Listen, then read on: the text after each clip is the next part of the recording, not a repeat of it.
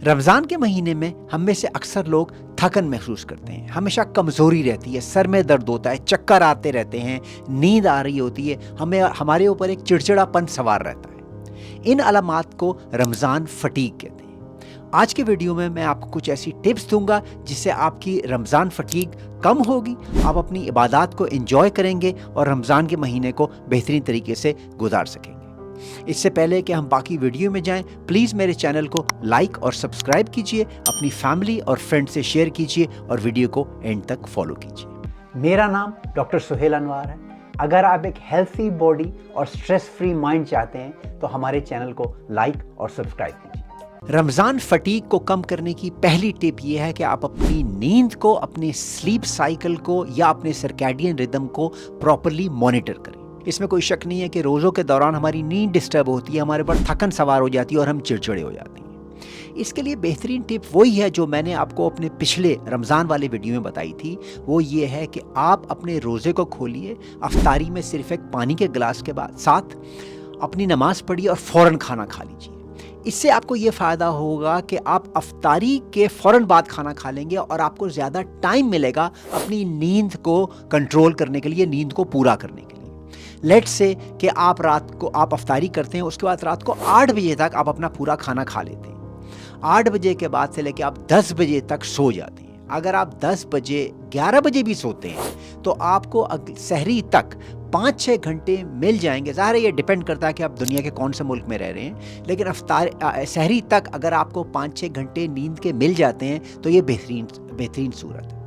उसके बाद अगर यहाँ पे भी आपकी नींद कुछ पूरी नहीं हो रही तो आप दिन में एक टाइम फिक्स कर लें कि मैंने दिन में 2 से 3 घंटे सोना है। वो भी आपके हालात पे और आप जिस मुल्क में रह रहे हैं, जहाँ पे रोज़ा रखते हैं, उसके ऊपर डिपेंड करता है। आप नौकरी करते हैं, घर में रहने वाली खातून है, स्टूडेंट है, डिपेंड करता है कि आपका फारिग टाइम कब है जिसमें आप दिन में सो सकते हैं। पॉइंट सारा ये है कि आपने अपनी नींद के घंटे फिक्स कर लेने हैं। आपने अफ्तारी करके सर्टन आवर्स के लिए सोना है और दिन में सर्टन आवर्स के लिए सोना है। आपने अपनी बॉडी को ये मैसेज देना है कि मेरी नींद अभी भी रेगुलेटेड है। एक हफ्ते के बाद जब आपकी बॉडी समझ जाएगी कि ये बंदा इन्हीं सर्टन आवर्स के अंदर सो रहा है तो आपकी बॉडी के न्यूरोट्रांसमीटर्स और हार्मोन्स स्टेबलाइज हो जाएंगे और आप तंदुरुस्त महसूस करेंगे।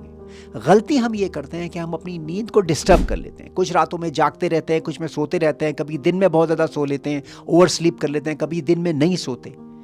रमज़ान के 30 दिनों में अपने घंटे फिक्स कर लीजिए जिनमें आपने सोना है। इससे आपकी बॉडी फौरी तौर पे यूज्ड हो जाएगी, अपने हार्मोन्स को और इंटरनल एनवायरनमेंट को मेंटेन करेगी और आप बेहतर महसूस करेंगे। दूसरी अहम टिप है ओवर ईटिंग।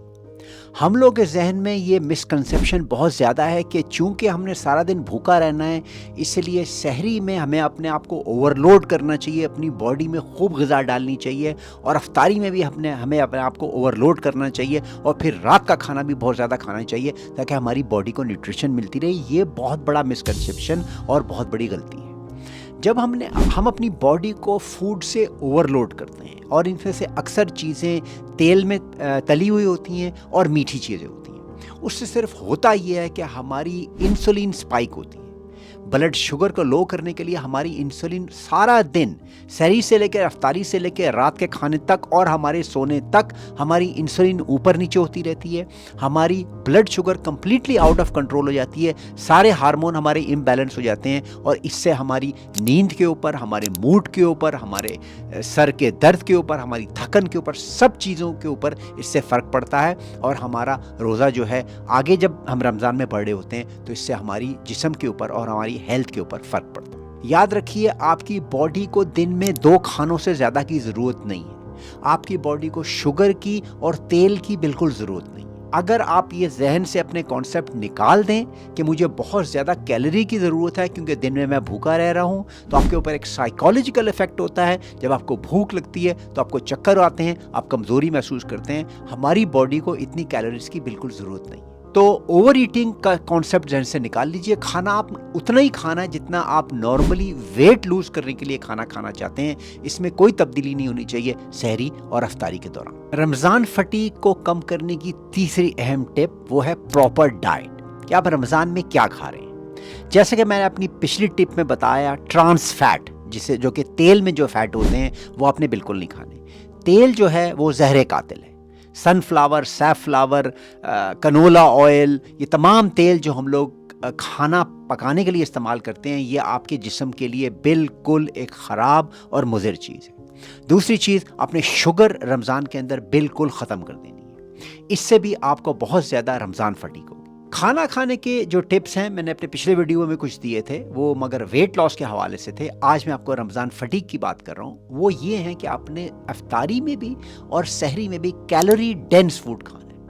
کیلوری ڈینس کا مطلب یہ ہوتا ہے کہ جو کیلوریز کو سلولی ریلیز کرتے ہیں. یہ فوڈ کون سے ہوتے ہیں؟ مثال کے طور پہ ہول گرین، جیسے multi grain bread, multi grain آٹا، براؤن رائس. یہ ہول گرین چیزیں ہوتی ہیں. یہ شوگر کو ریلیز تو کرتی ہے لیکن سلولی ریلیز کرتی رہتی ہے. سحری میں اگر آپ ملٹی گرین آٹے کی بنی ہوئی روٹی کھائیں گے تو شوگر کو آہستہ آہستہ دن کے دوران ریلیز کرتی رہے گی. کمپلیکس کاربوہائیڈریٹ کے اندر شکر قندی، آلو، یہ وہ چیزیں ہیں، یا باقی سبزیاں، تمام سبزیاں جن کے اندر فائبر ہوتا ہے. دوسری اہم چیز ہے جو آپ نے اپنے فوڈ میں رکھنی، وہ فائبر. کیونکہ فائبر جا کے آپ کے گٹ میں، آپ کے گٹ مائکرو بایومز کو، جو آپ کے گٹ کے اندر اہم بیکٹیریا ہیں، ان کو مینٹین کرتا ہے. سارا دن چونکہ آپ کی باڈی ڈی ٹاکسیفائی کر رہی ہوتی ہے، اس کو کھانا نہیں مل رہا ہوتا، تو اگر آپ نے سحری میں ایسا فائبر والے کھانے کھائے ہیں، کمپلیکس کاربوہائیڈریٹ کھائے ہیں، تو آہستہ آہستہ آپ کے گٹ بیکٹیریا اپنے آپ کو ریسٹور کرتے ہیں.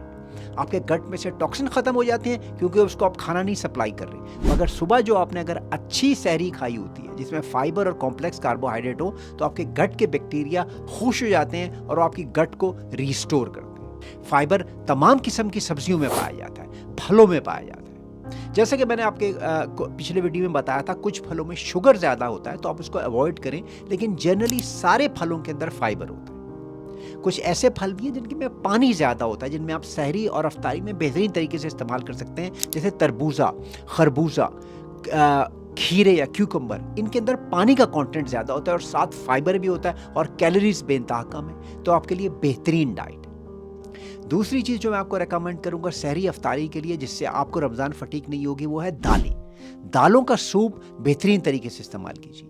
دالیں، لینٹلز، لوبیا، ان کے اندر بھی فائبر زیادہ ہوتا ہے، یہ کیلوری ڈینس ہوتے ہیں، آپ ان کو استعمال کر سکتے ہیں. تو فوڈ وہ کھائیے جو کیلوری ڈینس ہو، آہستہ آہستہ فائبر کو اور آہستہ آہستہ شوگر کو ریلیز رکھے، اور آپ سارا دن آپ کی باڈی کو ہلکی ہلکی شوگر ملتی رہے، کوئی انسولین اسپائک نہ ہو اور آپ پہ رمضان فٹیگ کا اثر نہ ہو. اگلی اہم چیز ہے ہائیڈریشن. چونکہ دن میں آپ کو پانی نہیں مل رہا ہوتا تو آپ واٹر ڈپلیٹ ہو جاتے ہیں، کچھ الیکٹرولائٹس اور سالٹس بھی کم ہو جاتے ہیں. تو ضروری یہ ہے کہ آپ سحری میں اور افطاری میں بھی پانی پئیں، اپنی باڈی کو ہائیڈریٹ رکھیں. اس کے لیے بہترین ٹپ یہ ہے کہ پانی کے اندر ہلکا سا لیمو ملا لیجیے، پانی کے اندر ہرا دھنیا یا پودینہ ڈال لیجیے، پانی کے اندر پسی ہوئی ادرک ڈال لیجیے. اور سب سے بہترین ٹپ ہے یخنی. اگر آپ رمضان سے پہلے یا رمضان کے دوران یخنی کا آپ بڑا سا جار بنا لیں اور اس کو آپ سوپ کے طور پہ سحری میں بھی اور افطاری میں بھی پئیں، تو نہ صرف وہ آپ کی باڈی کو ہائیڈریٹ کرے گا بلکہ آپ کی باڈی کو کولیجنز بھی سپلائی کرے گا، جو آپ کی سکن کو، آپ کی جلد کو تر و تازہ رکھیں گی اور آپ کے جسم کو نیوٹرینٹس پرووائڈ کریں گی. یخنی کے اندر جسے بون بروتھ بھی کہتے ہیں، منرلز بھی ہوتے ہیں. آپ اس میں پنک ہیمالین سالٹس ڈال سکتے ہیں یا نارمل سالٹ ڈال سکتے ہیں، اس کے اندر آپ تمام قسم کی سبزیاں ڈال سکتے ہیں. تو یخنی کو رمضان میں 3-4 دفعہ بنائیے، اس کو پریزرو کیجیے اور اس سے اپنی باڈی کو ہائیڈریٹ کیجیے. پانی بھی مستقل پیجیے تاکہ اس سے آپ کی باڈی ہائیڈریٹ رہے. کوشش یہ کیجیے کہ افطاری کے اندر آپ کافی وغیرہ نہ پئیں، کیونکہ اس سے آپ کو رات کو پھر اٹھنا پڑے گا ٹوائلٹ جانے کے لیے، پیشاب کرنے کے لیے، جس سے آپ کی نیند ڈسٹرب ہوگی. اور پہلے میں آپ کو بتا چکا ہوں کہ نیند بہت ضروری ہے. ہوپ فلی آپ نے آج کا ویڈیو انجوائے کیا ہوگا. آپ سب کو رمضان مبارک.